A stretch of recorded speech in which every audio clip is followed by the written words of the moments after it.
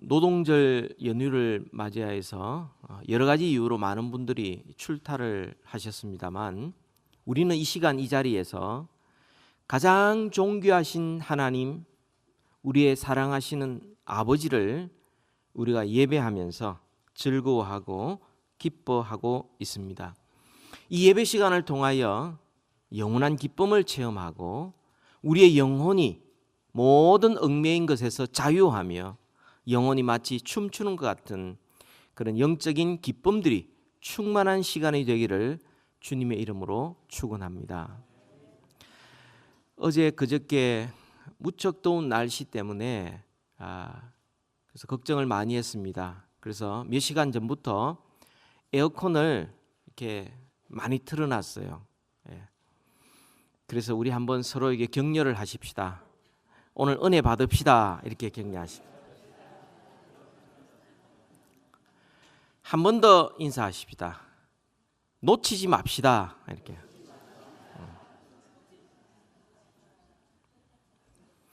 오늘 설교의 제목이 하나님의 형상답게 삽시다. 형상답게 삽시다. 라는 제목의 말씀을 같이 나누기를 원합니다. 같이 기도합니다. 하나님 아버지, 이 시간 주의 말씀 듣기 원합니다. 성경 말씀을 기록하시고 또 보존하시고 또 깨닫게 하시는 성령님, 이 시간 조명하여 주시옵소서. 예수님 이름으로 기도하옵나이다. 아멘. 여러분, 사람의 가치는 양면성이 있다는 거 여러분 기억하시죠? 아주 초라하기도 하고 아주 존귀하기도 하고. 왜 초라하냐면 사람은 흙으로 빚어졌기 때문에, 별 수 없이 흙으로 돌아가는 인생이기 때문에 사람은 굉장히 초라하다. 그래서 우리는 교만할 이유가 없습니다. 우리는 겸손할 수밖에 없고, 그리고 흙으로 지음받은 사람을 의지하지 않습니다. 별 수 없기 때문에. 그러나 그와 동시에 사람은 흙으로 지어졌지만 아주 존귀합니다. 왜냐하면 하나님의 형상대로 지음받았기 때문에. 그 사람이 어떤 인종이든, 그 사람이 학식이 어떠하든, 지위가 어떠하든, 지금 어떤 형편에 있든 그 아무 상관없이 하나님의 형상대로 지음받았던 바로 그 사실 때문에 있는 그대로 인정하고 모든 종류의 차별주의는 우리는 거부하게 되고요. 또 우리 자신에 대해서도 하나님의 형상대로 지음받았다는 사실 때문에 우리는 언제든지 당당하게 이렇게 살아갈 수가 있는 것이죠. 여러분, 사람이 몸과 영혼으로 구성되어 있는데 우리의 몸이 얼마쯤 하겠습니까? 뭐 잘생긴 배우가 벽을 치면서 얼마면 돼 이러면서 했던 그런 것도 있는데 사람이 얼마짜리겠습니까? B.A. 하워드라는 사람이 완전한 인간에 대한 연구라는 책에서 그가 사람의 그것을 계산을 해봤어요. 사람 몸이 얼마나 되는지. 근데 뭐 사람 몸에 주로 물로 구성되어 있지 않습니까? 뭐 칼슘, 뭐 뼈 이런 거, 아연, 뭐 철, 요오드 뭐 이런 것들을 다 계산해 봐도 그 사람 결론이 그거예요. 이 몸은 10불짜리밖에 안 된다. 여러분이 지금 자기 스스로 생각할 때 10불짜리라고 생각하는 분 계십니까? 그러나 영혼이 떠나버린 몸은 그거밖에 안 되죠. 그 돈도 안 주려고 그럽니다. 그죠? 참 슬프기도 하고 정말 보잘것없는데 우리가 반드시 기억해야 될 것이 있습니다. 사람의 가치는 어떤 그 사람이 지위를 가졌거나 소유했거나 뭐 다른 거 있는 게 아니고 단 한 가지, 하나님의 형상대로 지음받았다는 바로 그 사실 한 가지 때문에 사람은 가치 있다는 거예요. 그럼 여러분, 하나님의 형상이 뭡니까? 하나님의 형상이 뭡니까? 오늘 설교 제목이 하나님의 형상답게 삽시다 그랬는데, 그러면 답게 산다는 게 어떻게 사는 겁니까? 이 하나님의 형상대로 지음받은 사실을 우리가 깨달을 때에 우리가 하나님의 형상답게 살아갈 수 있고 우리의 가치를 알게 되고 또 우리가 얼마나 이 세상에서 중요하고 선한 영향을 미쳐야 되는 존재인지를 우리가 비로소 알게 되는 것입니다. 그래서 하나님의 형상이 뭔지를 우리는 두 가지 우리가 살펴보고요. 오늘 창세기 1장의 본문과 또한 신약 성경에서 오늘 하나님의 형상에 대하여 설명하는 부분을 같이 살펴보면서 형상답게 살아가는 법을 같이 생각해 보도록 하겠습니다. 두 가지인데요. 첫 번째, 여러분 하나님의 형상이라는 그것은 사랑의 공동체를 말하는 것입니다. 사랑의 공동체. 오늘 본문 26절, 27절에 보면 하나님께서 말씀하시기를 우리의 형상을 따라 우리의 모양대로 우리가 사람을 만들고, 27절에 보면 하나님이 자기 형상 곧 하나님의 형상대로 사람을 창조하시고 그렇게 말합니다. 사람은 모양과 형상 같은 말이고요. 하나님의 형상대로 지음받았습니다. 근데 그 하나님이 우리라고 26절에 3번이나 반복해서 말씀하고 있습니다. 여러분, 우리라는 말은 내가 하고는 다른 것입니다. 단수 한 분이 이야기하는 것이 아니라 복수 형태를 말씀하고 있습니다. 하나님께서 우리가 여기에 대해서 4가지의 큰 이론이 있습니다. 첫 번째가 이것을 기록할 때 모세 시대 때 그 전에 있었던 다신론들, 신들이 너무 많은 이게 잔재가 성경에 흘러 들어왔다, 이렇게 주장하는 사람들이 있습니다. 근데 여러분, 성경 전체의 메시지와 다른 것이죠. 하나님은 오직 한 분이시다, 유일무이하신 하나님이시다 라는 주장과 정면으로 배치가 됩니다. 그죠? 또 두 번째로는 우리가 하는 말에 이 엘로힘이란 말이 종종 천사들이라는 말과도 동일하게 사용되어집니다. 이건 천사들이다 라고 주장하는 사람들이 있어요. 그런데 그것도 잘못 해석한 것은 하나님께서 천사를 만드셨는데 그것은 창조하는 능력자로 만든 것이 아니라 하나님과 사람을 섬기는 자로 만들어 주셨어요. 천사가 만들 수 없습니다. 그것도 아니에요. 세 번째로는 신이 하나가 아니고 셋이다, 이렇게 주장하는 삼신론 주장하는 사람이 있습니다. 근데 그것도 잘못된 것이 뭐냐면 오늘 26절에 하나님께서 자기 형상대로 사람을 만드시고 우리가 사람을 만들고 했을 때 주어는 우리랍니다. 그런데 동사는 단수 형태예요. makes예요. we makes 이렇게 되어 있습니다. 우리가 만들고, 그러니까 복수 형태의 단수형으로 되어 있는 거 보면 이것은 셋이 아니다, 단수다, 하나인 한 분이시다 는 것을 알 수가 있어요. 그렇다면 가장 올바른 해석은 이것은 삼위일체 하나님을 성경에서 가장 처음 보여주신 말씀으로 우리가 이해할 수가 있습니다. 한 본질인데, 그죠? 각각 세 분으로서 그렇게 역사하는 삼위일체의 하나님, 이 신비예요, 신비. 어떻게 삼위가 일체로 존재할 수 있느냐? 여러분, 그것이 바로 사랑이기 때문에 가능한 것입니다. 하나님의 존재 방식은 사랑으로 하나된, 그래서 일치되면서 다양하고 다양하면서 일치되는 완전한 존재로서 하나님의 존재 방식을 우리에게 말씀해 주고 있습니다. 여기에 대해서 우리는 성경을 한번 찾아봅시다. 요한 1서 4장 16절. 성경 맨 마지막 책이 계시록이고 그 앞에 유다서고 그 다음에 요한 1, 2, 3서입니다. 요한 1서 4장 16절.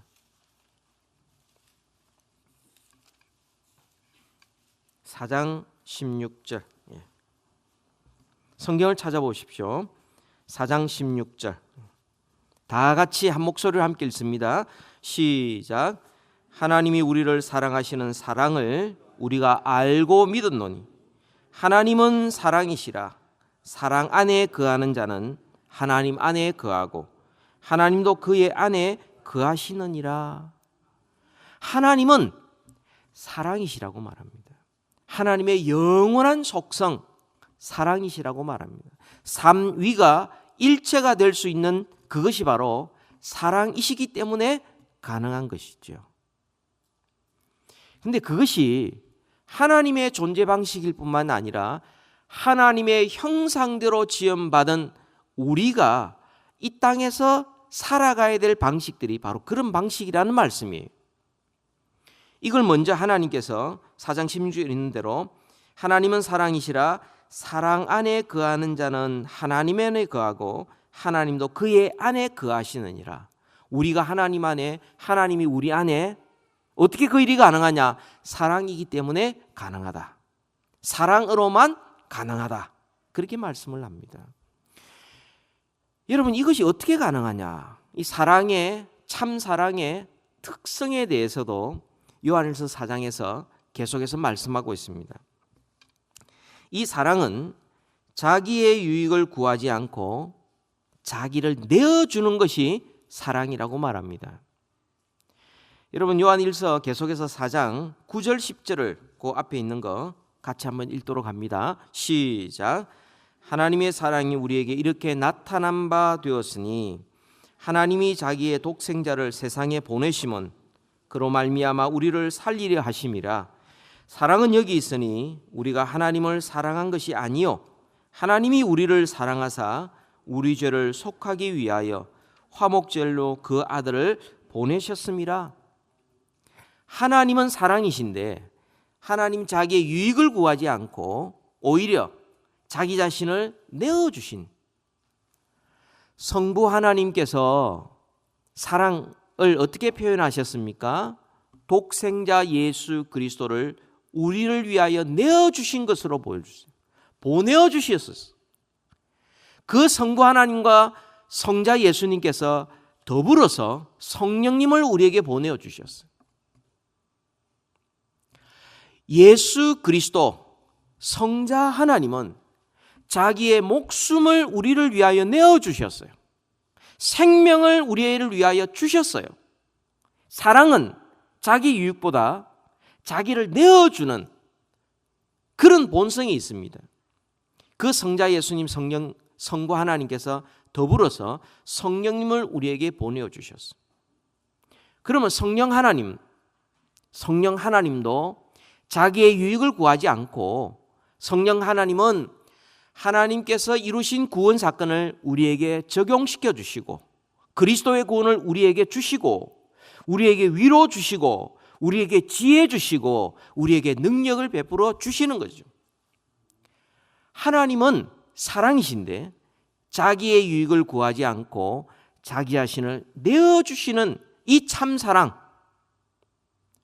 그래서 사랑의 공동체를 이룰 수가 있는 것이고요. 또 두 번째, 사랑의 특징이 있습니다.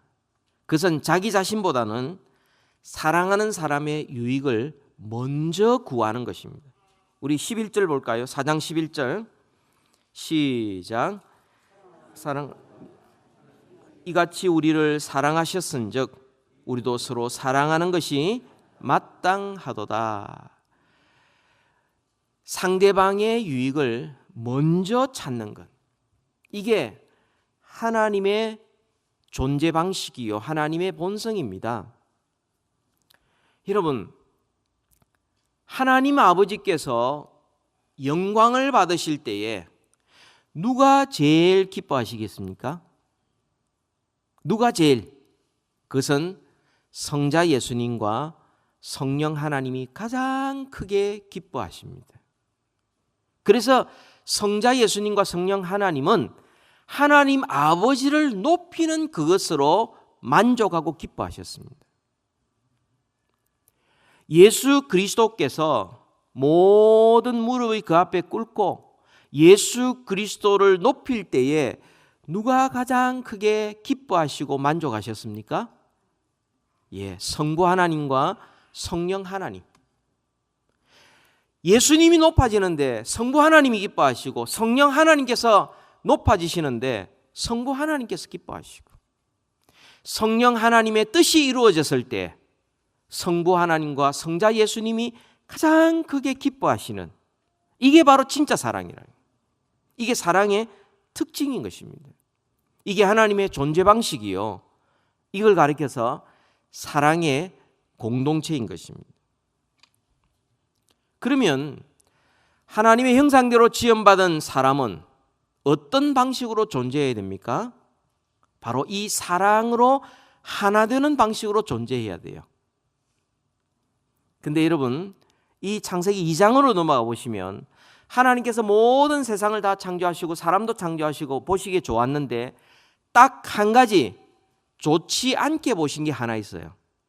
그게 뭐죠? 아담이 홀로 있는 것. 사랑의 공동체를 이루지 못하고 혼자서 자기만을 위해서 자기 혼자 살아가는 것, 주님께서 그거 좋아하지 않으셨어요. 그래서 하나님께서 돕는 배필을 지으시고 그 둘을 하나 되게 하셨어요. 한 몸 하나 되게 하셨어요. 그리고 하나님께서 사람을 하나님의 형상대로 창조하시되 남자와 여자를 창조하시고 라는 것이 바로 이것입니다. 이 사랑의 공동체의 모습은 가정뿐만 아니라 교회에도 있어야 합니다. 여러분, 가정생활, 교회생활에 대해서 쭉 말씀하시는 것이 에베소서 5장에 있는데요, 그 결론 부분을 말씀드릴게요. 5장 31절 32절에 그러므로 사람이 부모를 떠나 그의 아내와 합하여 그 둘이 한 육체가 될지니 이 비밀이 크도다. 나는 그리스도와 교회에 대하여 말하노라. 지금 하나님의 형상대로 지음받은 인간이 존재하는 방식이 가정과 교회를 통하여 주님께서 말씀하고 있는데, 그리스도 안에서 회복된 모습이 바로 사랑의 공동체의 모습이라고 말씀을 합니다. 그러나 여러분, 이런 사랑, 자기의 유익을 먼저 구하지 않고 상대방을 먼저 구하고 상대방을 높임으로 가장 크게 기뻐하는 이 사랑의 공동체의 관계가 깨어졌어요. 죄로 말미암아 타락하였어. 그래서 이 땅에 일어나는 모든 문제의 근원은 바로 죄로 말미암아 사람이 하나님의 형상으로 잃어버렸을 때 생기는 문제들이었어요. 죄를 지었을 때 하나님의 형상대로 지음받은 여자가 어떻게 돼요? 여자가 남자의 종이 됩니다. 이게 무슨 말이냐면요, 남자가 여자를 보살피고 세워주는 형식의 남편이 되기를 원치 않고 오히려 그 위에 군림하고 여자를 통하여 뭔가 유익만 얻으려고 하는 방식으로 하나님의 형상이 왜곡되고 잃어버리게 되는 거죠. 우리는 지금 그런 사회 속에 살고 있습니다. 여러분, 결혼할 때에 내가 이 사람을 위하여 내 목숨 바치리라. 나는 이 사람과 결혼하면 하나도 얻는 이득도 없는데 다 그 사람의 유익을 위하여 그 사람을 세워주리라 라고 결혼하는 청춘 남녀 보셨어요? 왜 그렇게 되었습니까? 죄로 말미암아 타락하여 하나님의 형상을 잃어버리고 나니까 사람들이 다 자기의 유익을 먼저 구하고 상대방의 유익보다 자기 자신의 유익을 더 기뻐하는 사람으로 변질되어 타락했기 때문에 그런 것입니다. 교회도 마찬가지입니다. 왜 교회가 이렇게 연합이 안 되고 말이 많고 왜 교회가 이렇게 아픔을 느낍니까? 그것은 다 사람들이 자기 유익을 먼저 구하기 때문에, 상대방을 높이는 것으로 기뻐한다면 잘하는 것에 대해 박수치고 어려운 사람이 있으면 가서 위로해주고 힘을 불어넣어주는, 이게 바로 하나님이 원하시는 교회 모습인데, 하나님의 형상을 잃어버리고 나니까 교회는 나한테 해준 게 뭐야? 교회에서 내가 얻는 게 뭐야? 이것만 생각하는 거예요. 조금만 손해보면은 뭐 시험 들었다고 그러고 뭐 상처 받았다고 그러고 이렇게 이야기하죠. 이게 바로 근본 원인을 모르고 그냥 피상적인 현상만 이야기할 때 그렇게 나타나는 것입니다. 남자도 그래요. 정말 그 가정을 위해서 정말 가정의 아내를 높인 것보다는 자기 유익을 먼저 구하다 보니까 갈등이 일어나게 되고요. 이 땅도 그렇습니다. 인간이 하나님의 형상을 잃어버리고 나니까 땅이 저주를 받아 가시덩기와 가시덤불과 엉겅퀴를 냅니다. 그래서 어떻게 된 거죠? 하나님의 창조의 질서가 깨트려지기 시작합니다. 한계를 정하셨는데 바다가 육지로 올라옵니다. 그게 홍수죠.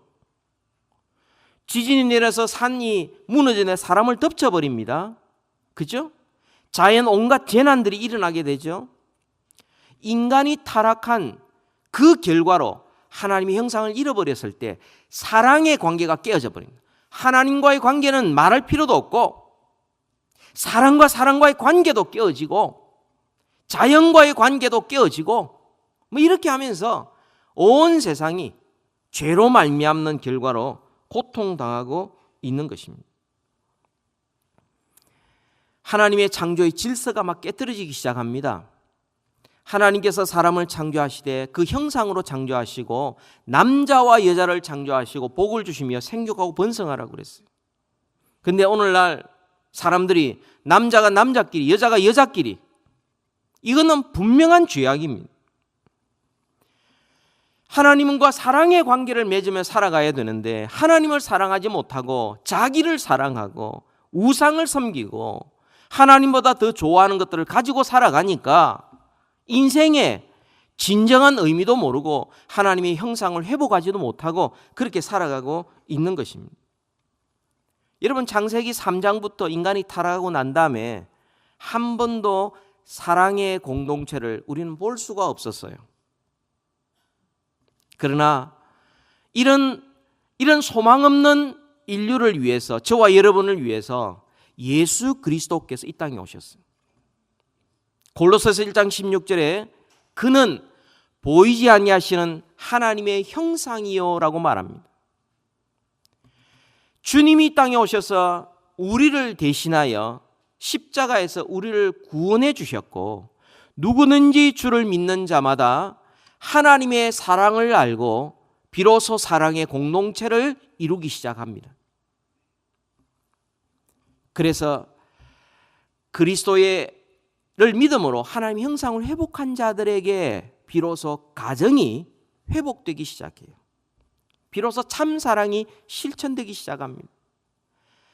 하나님의 형상을 회복한 사람들 때문에 교회가 연합하기 시작하고 한 몸인 것을 확인하고 사랑의 공동체로 존재하기 시작하는 것입니다. 여러분, 이 일을 위해서 시간이 없어 읽지는 못하겠지만 요한복음 17장에서 예수님께서 기도하신 내용이 바로 그런 것입니다. 하나님이여, 하나님과 내가 하나 아닙니까? 저들도 하나가 되게 하시고 그들도 우리와 하나가 되게 해달라고 주님께서 그렇게 기도하십니다. 사랑 안에서 서로 하나 되어 나아가고 모든 관계가 회복되고 사랑의 공동체가 세워지고 가정이 세워지고 교회가 세워지고 이 사회의 모든 갈등과 불화와 차별이 무너지고 하나님의 사랑으로 말미암아 하나님의 선하신 나라와 하나님의 선하신 공동체가 이루어지는 것, 이게 바로 주님이 우리를 위하여 기도하신 내용이요, 하나님의 형상대로 지음받은 우리가 살아가야 될 삶의 모습이에요. 사랑의 공동체입니다. 이것은 그리스도를 믿고 하나님의 형상을 회복한 자만이 누릴 수 있는 은혜예요. 그렇지 않으면 여전히 자기만을 위해서, 여전히 자기의 유익을 먼저 구하고, 이것은 하나님의 존재 방식도 아니요 하나님의 형상대로 살아가는 방식도 아닌 것입니다. 두 번째로는요, 이 하나님의 형상이라는 것은 하나님의 창조 세계를 통치하는 존재라는 의미입니다.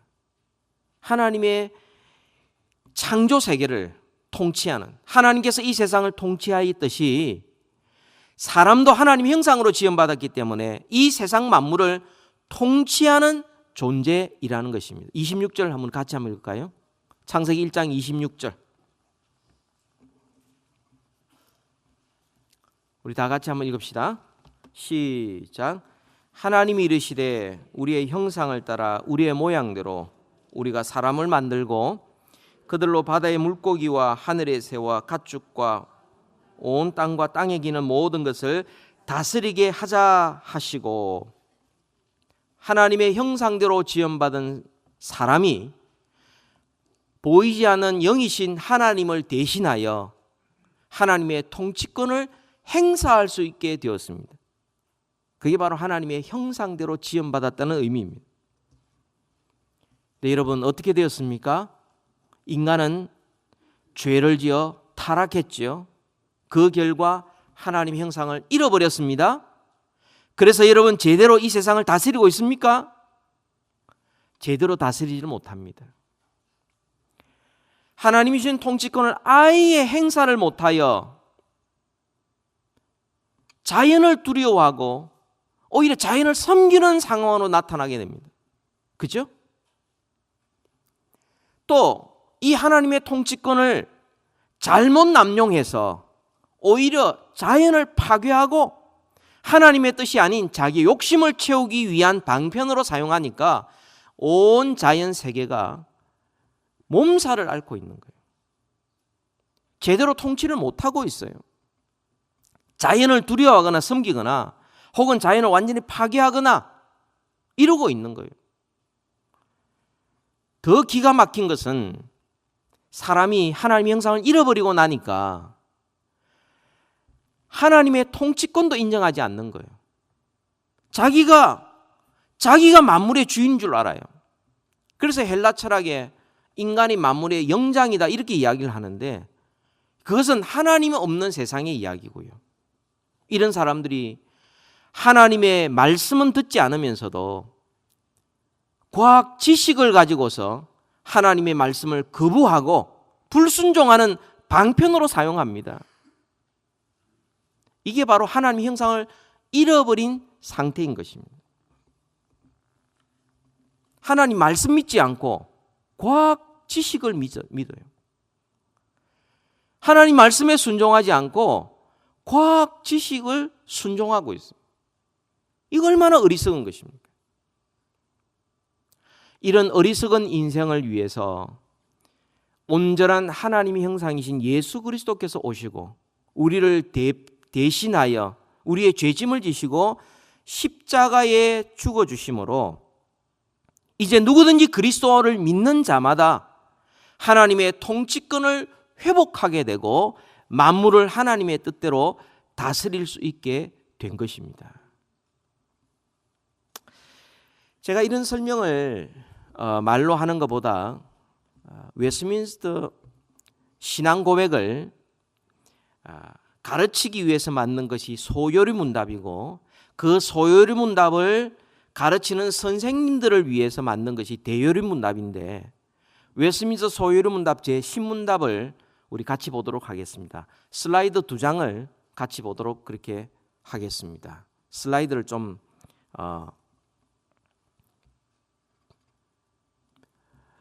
웨스트민스터 소요리 문답 제10문답이 있는데요. 뒤에 없습니까? 예.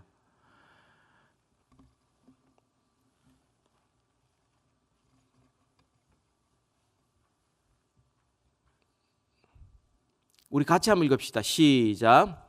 웨스트민스터 소요리 문답 제10문. 하나님이 사람을 어떻게 지으셨습니까? 하나님이 사람을 남녀로 지으시되 자기의 형상대로 지식과 공의와 거룩함이 있게 하사 모든 피조물을 다스리게 하셨습니다. 아멘.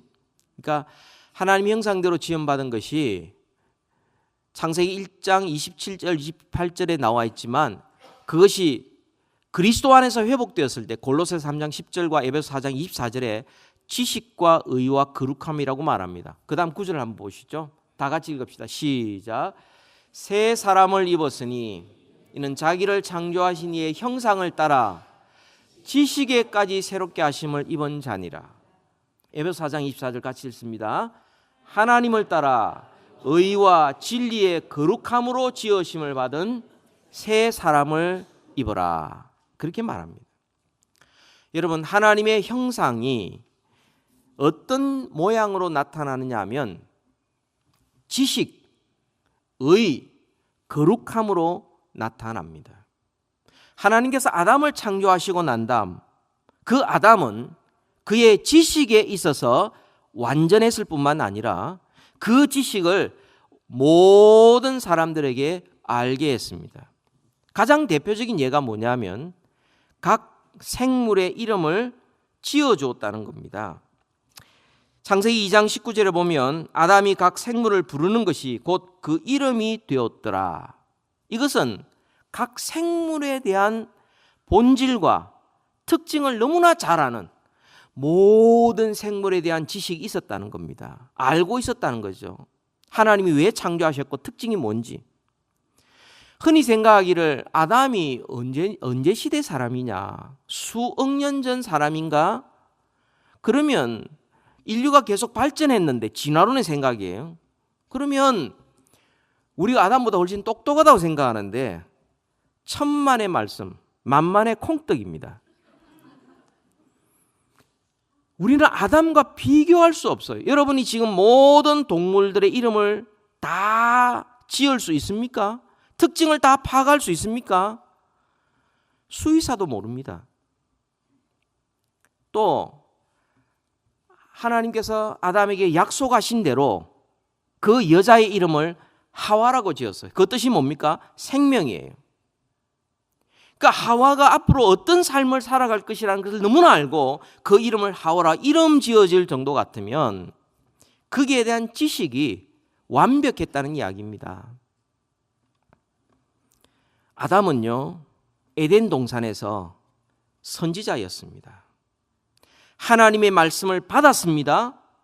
또 그 말씀대로 살면서 그 말씀대로 주위에 있는 모든 것들에게 전했던 사람, 바로 아담이었어요.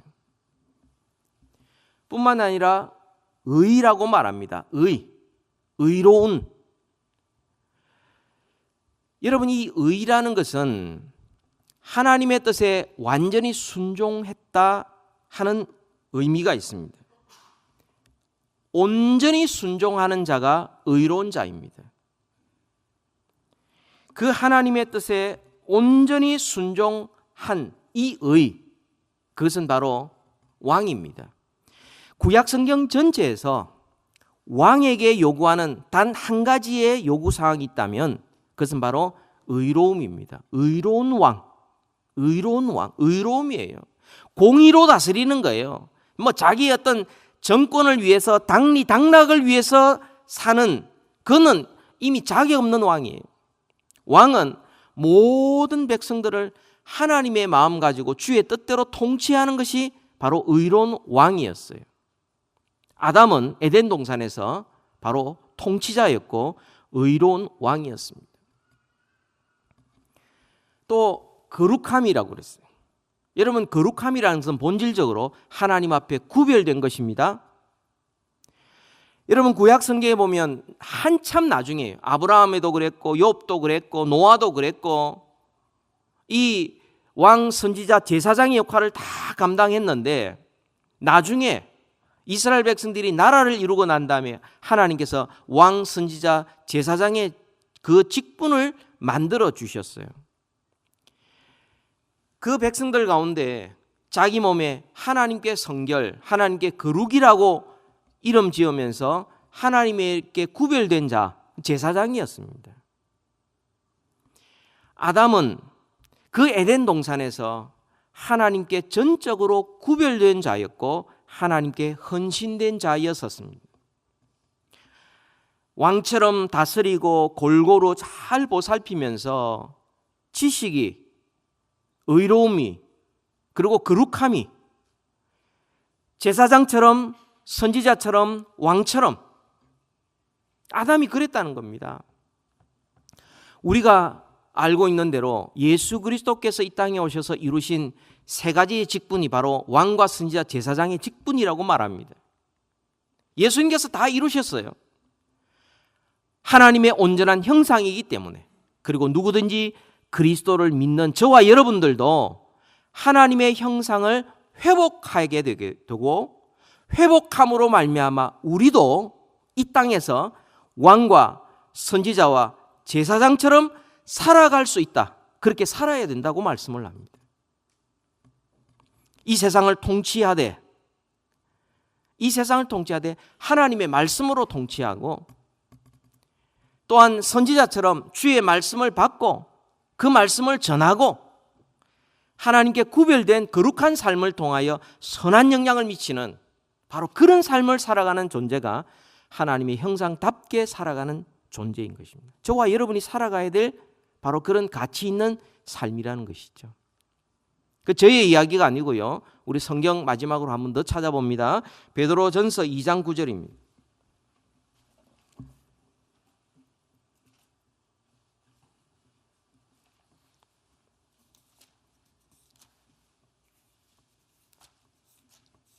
베드로전서 2장 9절 다 찾으셨죠? 다 같이 한 목소리로 함께 읽습니다. 시작. 그러나 너희는 택하신 족속이요 왕같은 제사장들이요 거룩한 나라요 그의 소유가 된 백성이니 이는 너희를 어두운 데서 불러내어 그의 기이한 빛에 들어가게 하신 이의 아름다운 덕을 선포하게 하려 하심이라. 여기 보세요. 우리가 왕같은 제사장들이요 거룩한 나라요. 그죠? 그의 소유된 백성. 우리가 그리스도 안에서 거듭날 때 우리 하나님의 형상도 회복이 되고, 회복이 되었을 때 우리는 하나님을 알고 하나님을 사랑하고 하나님을 섬기고, 더 나아가 우리는 이웃과 세상을 알고 사랑하고 섬기는 것입니다. 이게 바로 하나님 나라가 이 땅에 임하는 모습이죠. 여러분, 우리가 그냥 이 땅에서 태어나서 그냥 먹고 마시고 시집가고 아이 키우고 집 짓고 돈 벌고 노후 대책 세우고 만약 이렇게만 사는 것이 인생의 전부라고 생각하고 그것 가지고서 우리의 가치를 평가한다면 우리는 별 수 없고, 우리는 하나님의 형상답게 살지를 못하는 것이고 하나님의 나라와는 상관없이 살아가는 것이에요.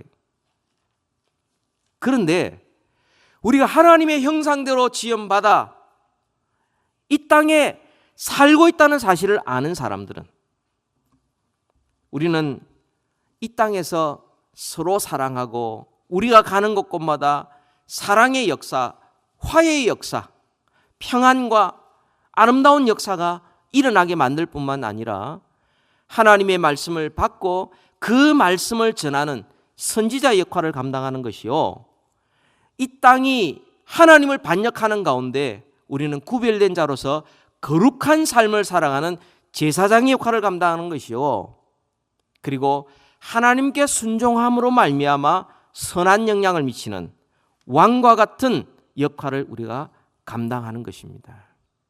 여러분이 기도하실 때 주기도문에서 나라가 임하옵시며 라는 기도가 있지 않습니까? 그 기도의 내용이 바로 이것입니다. 주님, 제가 사랑의 공동체를 건설하는 일꾼이 되겠습니다.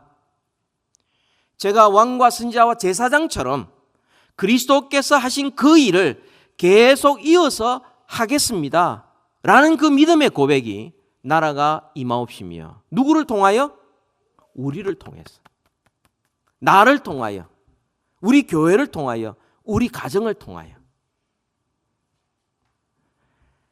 하나님의 형상이 그리스도 안에서 회복되어지고, 그래서 사랑의 공동체를 우리 가정에서부터 더 나아가 교회로, 더 나아가 이 세상에 사랑의 공동체를 만들어가고, 그리고 왕과 선지자와 제사장처럼 온 세상 하나님이 만드신 창조 세계를 통치하는 일에 하나님의 동력자로 쓰임받는 우리 모두 되기를 우리 주 예수 그리스도의 이름으로 축복합니다. 우리 시간 같이 한번 기도하십시다.